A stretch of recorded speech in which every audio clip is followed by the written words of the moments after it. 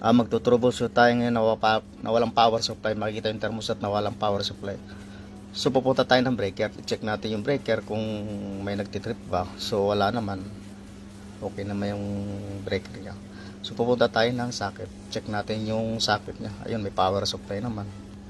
So ang gagawin ulit natin, kasi may power supply naman, titingnan natin yung fuse.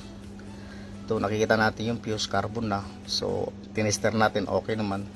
Linisin na natin, ayan. Kakapit na natin.